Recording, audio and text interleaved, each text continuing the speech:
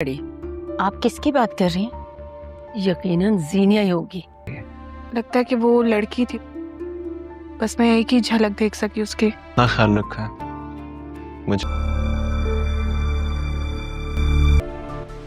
ये तो बैंक से घर फौरन खाली करने का नोटिस है। शेराम उसका नहीं है, छीना है उसने मुझसे। एक एक लम्हा अच्छी तरह याद है। ज़ेनिया, मुझे वो सब कुछ बिल्कुल याद है। हर लम्हा, हर बात श्रीराम को पता चल गया है। वो जान गया कि मैंने फरियाल और उसके बच्चे को ख़त्म करने की कोशिश की थी, लेकिन अल्लाह बड़ा है, उसने फरियाल और उसके बच्चे को बचा लिया। मैंने सोचा था कि सब खत्म हो जाएगा, लेकिन सब कुछ मेरे खिलाफ हो गया।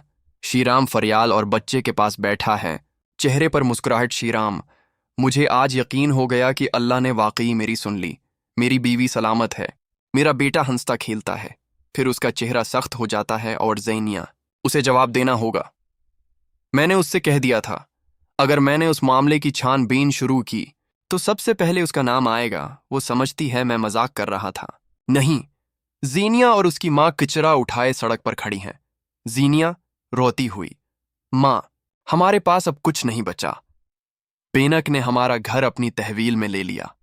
हमें खाने को रोटी नहीं, पहनने को कपड़े नहीं, रहने को छत नहीं। माँ बेटा सब्र कर, अल्लाह ने अभी तक बचाया है, आगे भी बचाएगा। ज़ेनिया, नहीं माँ, अब सब्र की हद हो गई।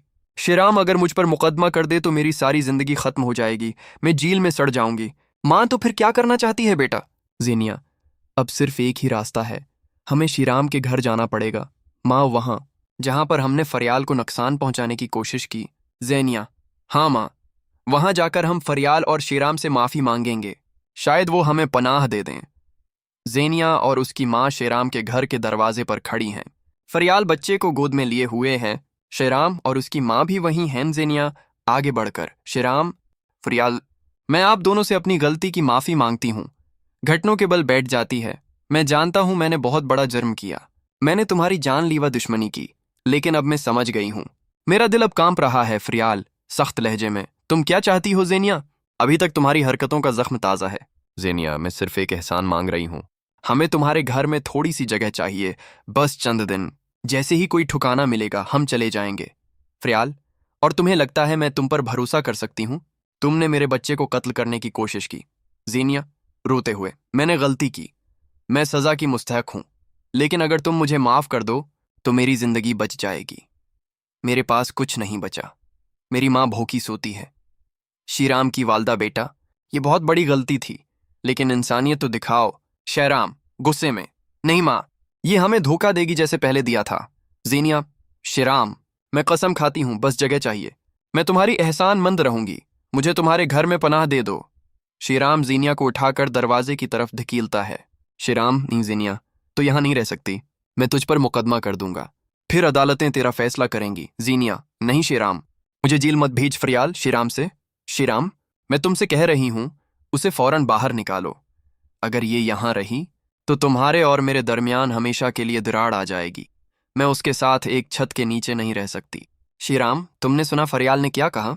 अब बाहर निकलो। श्रीराम ज़ेनिया और उसकी माँ को दरवाजे से बाहर धकेल देता है। ज़ेनिया और उसकी माँ फिर से सड़क पर खड़ी हैं।